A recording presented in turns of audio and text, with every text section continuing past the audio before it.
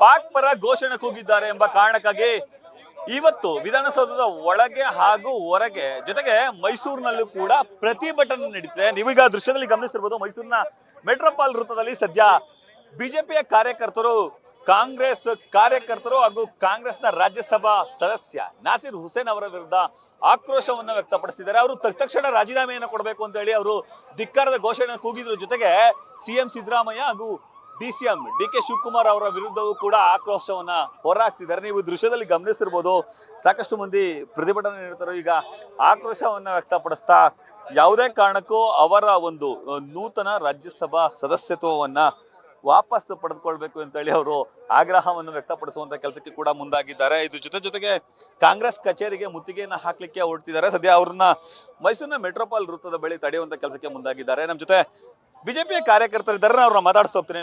Madam, ಯಾವ ಉದ್ದೇಶಕ್ಕೆ ಪ್ರತಿಭಟನೆ? ಉದ್ದೇಶ ನಿಮ್ಮ ಮಾಧ್ಯಮದವರಿಗೆ ಮೊದಲೇ ಗೊತ್ತಾಗಿದೆ. ನಿನ್ನೆ ಹೇಡಿ ಹುಸೇನು ನಾಚಿಕೆ ಆಗುವಂತಹ ಹೇಳಿಕೆಯನ್ನ ಕೊಟ್ಟಿದ್ದಾನೆ, ದೇಶದ್ರೋಹದ ಹೇಳಿಕೆಯನ್ನ ಕೊಟ್ಟಿದ್ದಾನೆ. ಬರೀ ಇದಕ್ಕೆ ಡಿ.ಕೆ. ಶಿವಕುಮಾರ್ ಸಿದ್ದರಾಮಯ್ಯ ಹೊಣೆಯಲ್ಲ, ಇದಕ್ಕೆ ಇಡೀ ಕಾಂಗ್ರೆಸ್ ಎಲ್ಲ ಶಾಸಕರು ಹೊಣೆಯಾಗಿದ್ದಾರೆ. ಕೂಡಲೇ 135 ಜನ ರಾಜೀನಾಮೆ ಕೊಡಬೇಕು, ಸರ್ಕಾರ ವಜಾ ಆಗ್ಬೇಕು, ಅವ್ರಿಗೆ ನಾಚಿಕೆ ಆಗ್ಬೇಕು. ಇಂತಹ ದೇಶದ್ರೋಹಿಗಳನ್ನ ಒಳಗಿಟ್ಕೊಂಡಿದ್ದಾರೆ. ಇವತ್ತಿಂದಾನೆ ಇಡೀ ಪ್ರಜೆಗಳು ಈ ಬಿಜೆಪಿ 75 ವರ್ಷದಿಂದ ಕಾಂಗ್ರೆಸ್ ಆಡಳಿತದ ಬಗ್ಗೆ ಹೇಳ್ಕೊಂಡು ಬರದೇ ಆಗಿದೆ. ಸಾಮಾನ್ಯ ಪ್ರಜೆಯನ್ನು ಕೇಳಿ ಇವತ್ತು ಒಂದು ಮತವನ್ನು ಕೂಡ ಕಾಂಗ್ರೆಸ್ಗೆ ಹಾಕ್ಲಿಕ್ಕೆ ಅಸಹ್ಯ ಪಡುವಂತಹ ದಿನ ಬಂದಿದೆ.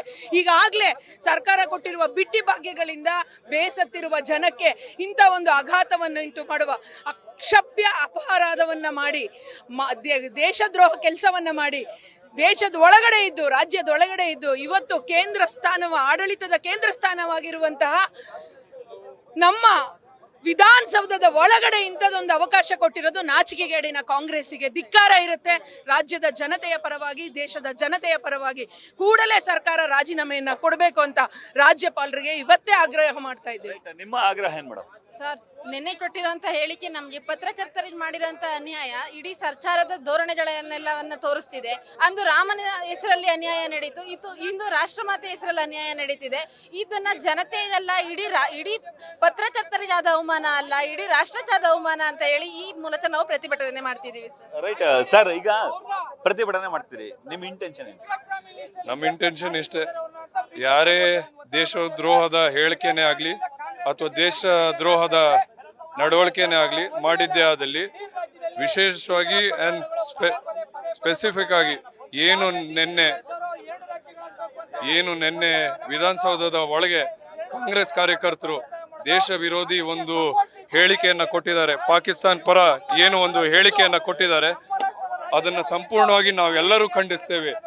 ನಮ್ಮ ರಾಜ್ಯದ ದೃಶ್ಯದಲ್ಲಿ ಗಮನಿಸಿರ್ಬೋದು, ಸದ್ಯ ಚಪ್ಪಲಿಯಲ್ಲಿ ಹೊಡೆಯುವಂತ ಕೆಲಸಕ್ಕೆ ಮುಂದಾಗಿದ್ದಾರೆ ಕಾರ್ಯಕರ್ತರು. ಪ್ರತಿಭಟನೆ ನಡೆಸುವಂತಹ ಸ್ಥಳದಲ್ಲಿ ಸದ್ಯ ಆಕ್ರೋಶವನ್ನ ಹೊರಹಾಕುವಂತೆ ಚಪ್ಪಡಿಯಲ್ಲಿ ಅವರ ಭಾವಚಿತ್ರಕ್ಕೆ ಹೊಡೆಯುವಂತ ಕೆಲಸಕ್ಕೆ ಕಾರ್ಯಕರ್ತರು ಮುಂದಾಗಿದ್ದಾರೆ. ಮತ್ತೆ ಪಾಕಿಸ್ತಾನದ ವಿರುದ್ಧ ಕೂಡ ಧಿಕ್ಕಾರದ ಘೋಷಣೆಯನ್ನು ಕೂಗ್ತಿದ್ದಾರೆ. ಈ ರೀತಿಯ ಪಾಕಿಸ್ತಾನದ ಪರವಾಗಿ ಘೋಷಣೆಯನ್ನು ಕೂಗಿದ್ದು ಸರಿಯಲ್ಲ ಅಂತ ಹೇಳಿ ಹೇಳುವ ಮೂಲಕ ಅವರು ಆಗ್ರಹ ವ್ಯಕ್ತಪಡಿಸಿದ್ದಾರೆ. ಸದ್ಯ ಪೊಲೀಸರು ಆ ಒಂದು ಪ್ಲಗ್ ಕಾರ್ಡ್ ಅನ್ನ ಕಿತ್ತುಕೊಂಡು ಹೋಗುವಂತ ಕೆಲಸಕ್ಕೆ ಮುಂದಾಗ್ತಿದ್ದಾರೆ. ಸದ್ಯ ಪೊಲೀಸರು ಹಾಗೂ ಕಾರ್ಯಕರ್ತರ ನಡುವೆ ಒಂದಷ್ಟು ಅದನ್ನ ಹರಿದು ಹಾಕುವಂತ ಕೆಲಸಕ್ಕೆ ಮುಂದಾಗಿರುವಂತಹ ಸಂದರ್ಭದಲ್ಲಿ ಒಂದಷ್ಟು ತಳ್ಳಾಟ ನೂಕಾಟಗಳು ಕೂಡ ಆಗ್ತಿದೆ. ಬೆಂಕಿಯನ್ನ ಹಚ್ಚಿ ಅದಕ್ಕೆ ಆಕ್ರೋಶವನ್ನ ಹೊರಹಾಕುವಂತ ಕೆಲಸಕ್ಕೆ ಕೂಡ ಬಿಜೆಪಿಯ ಕಾರ್ಯಕರ್ತರು ಆಕ್ರೋಶವನ್ನ ವ್ಯಕ್ತಪಡಿಸಿದ್ದಾರೆ. ಸದ್ಯ ನೀವು ದೃಶ್ಯದಲ್ಲಿ ಗಮನಿಸ್ತಿರ್ಬೋದು, ಪ್ಲೇ ಕಾರ್ಡ್ ಅನ್ನ ಕಿತ್ತು ಬಿಸಾಕಿದ್ದಾರೆ. ಪೊಲೀಸರು ಅವರನ್ನ ತಡೆಯುವಂತ ಕೆಲಸಕ್ಕೆ ಮುಂದಾಗ್ತಿದ್ದಾರೆ. ಮತ್ತೆ ಬೆಂಕಿ ಹಚ್ಚುವ ಕೆಲಸಕ್ಕೆ ಕೂಡ ಮುಂದಾಗಿದ್ರು.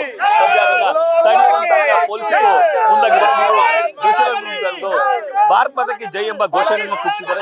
ಜೊತೆಗೆ ಪಾಕಿಸ್ತಾನದ ಏಜೆಂಟ್ ಅಂತ ಹೇಳಿ ಕಾಂಗ್ರೆಸ್ ಅವರು ಧಿಕ್ಕರದ ಘೋಷಣೆ ಕೂಗ್ತಾರೆ. ಕವಿಶ್ ಗೌಡರ್ ಇದ್ದಾರೆ, ಅವ್ರನ್ನ ಮಾತಾಡ್ತಾರೆ. ಪ್ರತಿಭಟನೆ ಬೇರೆ ಹಂತಕ್ಕೆ ಹೋಗ್ತಿದೆ, ಈ ಸಂದರ್ಭದಲ್ಲಿ ಎಷ್ಟು ಮಟ್ಟಿಗೆ ಸರಿ?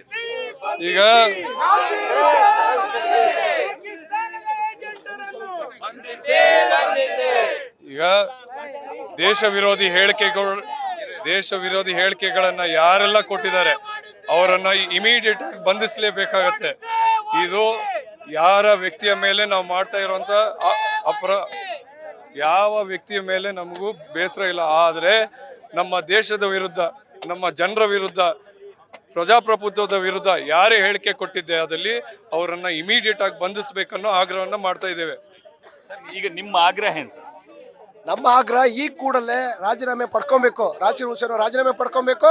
ಜೊತೆಗೆ ಅವ್ರು ಏನ್ ಕೂಗಿದ್ದಾರೆ ಅವ್ರನ್ನ ಬಂಧಿಸ್ಬಿಟ್ಟು ಅವರಿಗೆ ಗಲ್ಲಿಗೇರಿಸುವಂತ ಕಠಿಣ ಶಿಕ್ಷೆ ಕೊಡಬೇಕು. ಯಾಕೆಂತಂದ್ರೆ ಇವತ್ತು ಏರಿಯಾಗಳಲ್ಲಿ ಅಲ್ಲಿ ಇಲ್ಲಿ ಕೂಗ್ತಾ ಇದ್ರು, ವಿಧಾನಸೌಧದೊಳಗೆ ಕೂಗ್ತಾರೆ ಅಂತಂದ್ರೆ ಯಾವ ಪರಿಸ್ಥಿತಿ ಆದ ಆಡಳಿತ ನಡೆಸ್ತಾ ಇದ್ದಾರೆ, ಕಾಂಗ್ರೆಸ್ ಅಂತ ಯಾವ ದುರಾಡಳಿತ ಇದೆ, ಯಾರಿಗೆ ಸಪೋರ್ಟ್ ಮಾಡ್ತಾ ಇದ್ದಾರೆ, ಪಾಕಿಸ್ತಾನ ಸಪೋರ್ಟ್ ಮಾಡಕ್ಕೆ ಇವ್ರು ಸರ್ಕಾರ ಬರ್ಬೇಕಾ?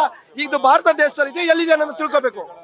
ಪ್ರತಿಭಟನೆ ಮಾಡ್ತಿದ್ದೀವಿ ಸರ್, ಪೊಲೀಸರು ತಡೆಯುವಂತ ಕೆಲಸಕ್ಕೆ ಮುಂದಾಗ್ತಾರೆ. ನಿಮ್ಮ ಹೋರಾಟ ಹೇಗಿರುತ್ತೆ ಸರ್? ಇಂಥ ಹೋರಾಟಗಳು ಯುವ ಮೋರ್ಚಾದಾಗೆ ಲೆಕ್ಕಕ್ಕಿಲ್ಲ. ಪೊಲೀಸ್ನವರು ನಮ್ಮ ಪ್ರತಿಭಟನೆ ಹತ್ತಿಕ್ಕುವಂತ ಕೆಲಸ ಮಾಡೇ ಮಾಡ್ತಾರೆ. ಅಲ್ಲ ಮಹಾಸ್ವಾಮಿಗಳೇ, ನಾನ್ ಕೇಳೋದಾದ್ರೂ ಇಷ್ಟೇ, ಪಾಕಿಸ್ತಾನ ಪರ ಘೋಷಣೆ ಕೂಗಿರ್ತಕ್ಕಂಥವ್ನ ಅರೆಸ್ಟ್ ಮಾಡಕ್ಕಾಗ್ಲಿಲ್ಲ, ನಮ್ಮಂತ ದೇಶ ಪ್ರೇಮಿಗಳನ್ನ ನೀವು ಅರೆಸ್ಟ್ ಮಾಡ್ತೀರಾ? ಅಲ್ಲ ರೀ, ವಿಧಾನಸೌಧ ಅಂತ ಒಂದು ದೇವರ ಮನೆ ಅದು, ಅದ್ರ ಪಾಕಿಸ್ತಾನ ಪರ ಘೋಷಣೆ ಕೂಗಿರ್ತಕ್ಕಂಥವ್ರಿಗೆ ಈ ದೇಶದ ನೆಲ ಬೇಕು, ಈ ದೇಶದ ಜಲ ಬೇಕು, ಈ ದೇಶದ ಗಾಳಿ ಬೇಕು, ಆದ್ರೆ ಅವ್ರು ಪಾಕಿಸ್ತಾನ ಹೋಲ್ಬೇಕಾ? ಇಂಥ ವಿಕೃತ ಮನಸ್ಸಿರ್ತಕ್ಕಂಥವ್ರನ್ನ ನೀವು ಇನ್ನೂ ದೇಶದಲ್ಲಿ ಇಟ್ಕೊಂಡಿದ್ರಲ್ಲ ಸ್ವಾಮಿ. ಹಾಗಾಗಿ ದಯಮಾಡಿ ನಾಸೀರ್ ಹುಸೇನ್ ಅವ್ರನ್ನ ಬಂಧಿಸೋದ್ರ ಮುಖಾಂತರ, ಯಾರು ಘೋಷಣೆ ಹೋಗಿದ್ದಾರೆ ಅವ್ರನ್ನು ಕೂಡ ಬಂಧಿಸೋದ್ರ ಮುಖಾಂತರ ನಮ್ಗೆ ನ್ಯಾಯ ಕೊಡ್ಬೇಕಂತ ನಾವು ಕೋರ್ಕೊಳ್ತಾ ಇದೀವಿ ಸರ್. ಈಗ ಪ್ರತಿಭಟನೆ ಮಾಡ್ತಿದ್ರಿ, ಕಾಂಗ್ರೆಸ್ ಕಚೇರಿಗೆ ಮುತ್ತಿಗೆ ಹಾಕ್ಬೇಕು ಅಂತ ಹೇಳಿ ಯತ್ನ ಮಾಡ್ತಿದ್ರಿ, ಬಟ್ ಪೊಲೀಸರು ತಡೆಯುವಂತ ಕೆಲಸಕ್ಕೆ ಮುಂದಾಗ್ತಿದ್ರೆ ಹೋರಾಟ ಆಗಿರುತ್ತೆ ಅಂತ. ನಮ್ದು ಒಂದೇ ಇಂಟೆನ್ಷನ್, ಕಾಂಗ್ರೆಸ್ ನಾಸೀರ್ ಹುಸೇನ್ ಇಡೀ ರಾಷ್ಟ್ರದ ಜನ ಕ್ಷಮೆ ಕೇಳಬೇಕು. ಮೊದಲನೇದಾಗಿ ಕಾನೂನು ಸುವ್ಯವಸ್ಥೆಯಲ್ಲಿ ಅವ್ರನ್ನ ರಾಷ್ಟ್ರದ್ರೋಹದ ಕೇಸರಿ ಬಂಧಿಸಿ ಅವ್ರ ರಾಜೀನಾಮೆಯನ್ನ ಪಡಿಬೇಕು. ತಡೆಯ ನಿಟ್ಟು ಅವ್ರು ಮಾಡಿದ್ರೆ ನುಗ್ಗ ನಿಟ್ಟಲ್ಲಿ ನಾವು ಹೋಗ್ತೀವಿ ಅಷ್ಟೇ.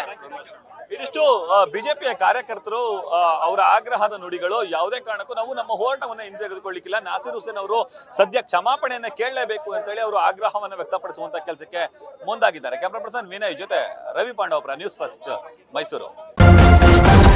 ನ್ಯೂಸ್ ಫಸ್ಟ್, ನಿರ್ಭೀತಿಯಿಂದ ನಿಮ್ಮ ಪರವಾಗಿ.